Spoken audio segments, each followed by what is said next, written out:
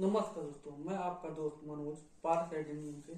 आज हम लोग बात करेंगे एक बहुत ही सुंदर इंडोर फूलों के पौधे के बारे में जो परमानेंट प्लांट है और अपनी पत्तियों की सुंदरता की वजह से पूरी पूरी दुनिया में विख्यात है। आज हम लोग बात करेंगे एग्लोनिमा के पौधे के संपूर्ण केयर के विषय में। वीडियो शुरू करने से पहले आपसे निवेदन है कि अगर आपको हमारे चैनल पर हमारी वीडियो पसंद आती है तो आप हमारे चैनल को सब्सक्राइब कीजिए, वीडियो को लाइक करें, वीडियो पे कमेंट करें कि बताएं कि आपको हमारी वीडियो कैसी लगी, तथा साथ में ही बेल आइकन को भी ऑल पर सेट कर दें ताकि हमारी आगे आने वाली अन्य वीडियो का नोटिफिकेशन सबसे पहले आप तक पहुंच सके। तो चलिए वीडियो शुरू करते हैं एग्लोनिमा के संपूर्ण केयर के विषय पर।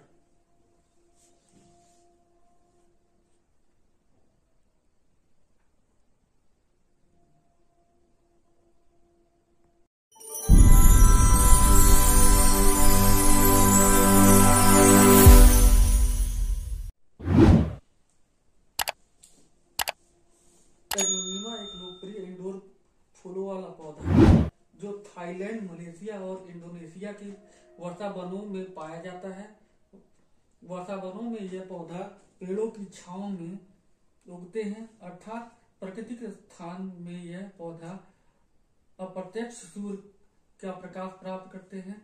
हालांकि बागवान और पौधों के शौकीन इस पौधे को मुख्य रूप से इसकी पत्तियों की सुंदरता के कारण पसंद करते हैं। इनकी पत्तियों का रंग चांदी, पीले, लाल से हरे रंग में भिन्न होता है और इन पर सुंदर निशान होते हैं। नासा के अनुसार यह प्रसिद्ध हाउस प्लांट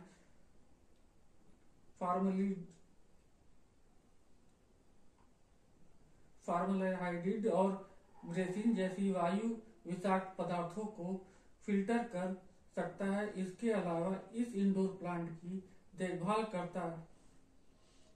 करना भी आसान है। आप इन्हें अपने बेडरूम में, ऑफिस में या स्टडी रूम में भी रख सकते हैं। हालांकि एग्लोनिमा के पौधे को बहुत अधिक देखभाल की आवश्यकता नहीं होती है, लेकिन महत्वपूर्ण पहलुओं के बारे में जानने से आपको इसको ग्रो करने में बहुत मदद मिल सकती है। आमतौर पर प्रत्येक पौधे की प्रजाति की अपनी बुनियादी आवश्यकताएं होती हैं, जिसमें वे अच्छी तरह से बढ़ते और समृद्ध होते हैं। सबसे अच्छा तरीका है पौधों की प्रजातियों के मूल वातावरण की नकल करना। यह पौधों की सर्वोत्तम विकास को बढ़ावा देता है। उष्णकटिबंधीय से उपोष्णकटिबंधीय जलवायु एग्लोनिमा के रोपण के लिए सर्वोत्तम है।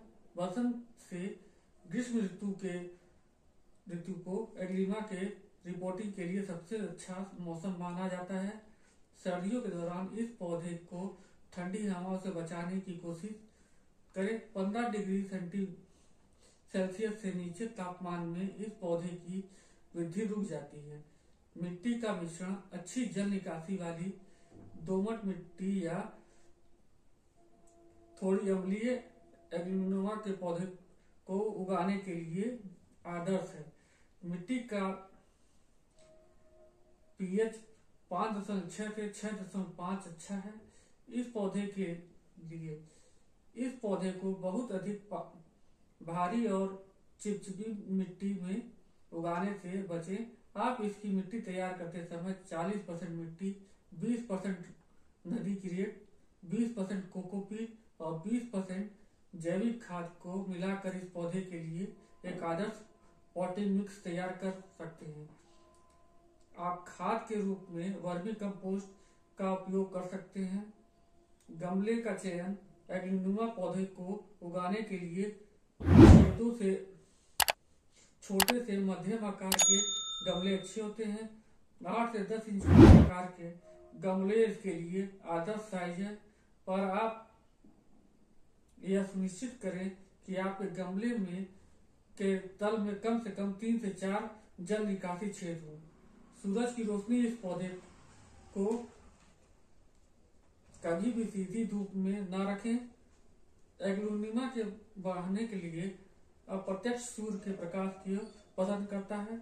इसके अलावा विविधता के आधार पर प्रकाश की आवश्यकता भिन्न भिन्न होती है। हालांकि ये पौधा छाया में भी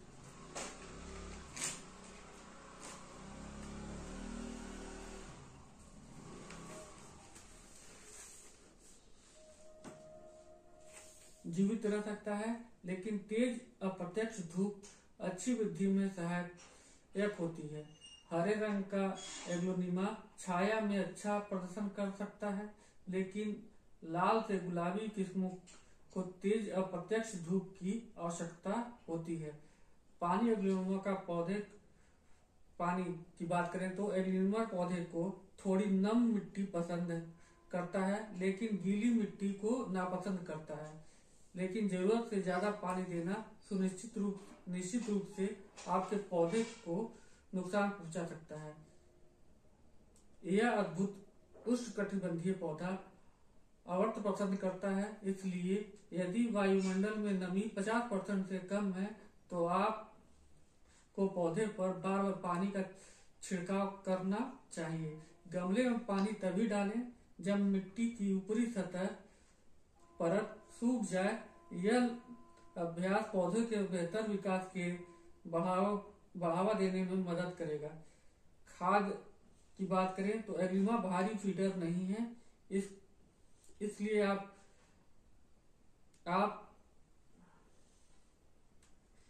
इसको बहुत अधिक उर्वरक डालने की आवश्यकता नहीं है। इसके अलावा अच्छी वनस्पतिक वृद्धि को बढ़ावा देने के लिए केवल नाइट्रोजन युक्त उर्वरक डालें। आप प्रत्येक 2 से 3 महीने में एक बार कोई भी जैविक खाद 2 मुट्ठी इसमें की मिट्टी में दे सकते हैं। इसके अलावा आप हर 45 दिन में के बाद एक बार तरल खाद भी डाल सकते हैं। केले के छिलकों या प्याज के छिलकों की खाद का प्रयोग करने से बचें, क्योंकि यह फास्फोरस और पोटेशियम से भरपूर होते हैं। तरल खाद के रूप में आप चाय पत्ती का अर्क ले सकते हैं तथा कोई भी बैलेंस फॉर्म का NPK भी इसको दे सकते हैं। कीट और रोग हालांकि इस खूबसूरत घरेलू कीटों पौधे को बीमारी से आसानी से प्रभावित नहीं होते हैं, लेकिन स्लग, एफिड्स और मिलीबग जैसे कुछ कीट कभी कभी आपके पौधे पर नुकसान पहुंचा सकते हैं। घोंघे और स्लग से निपटने के लिए आप कीटों पर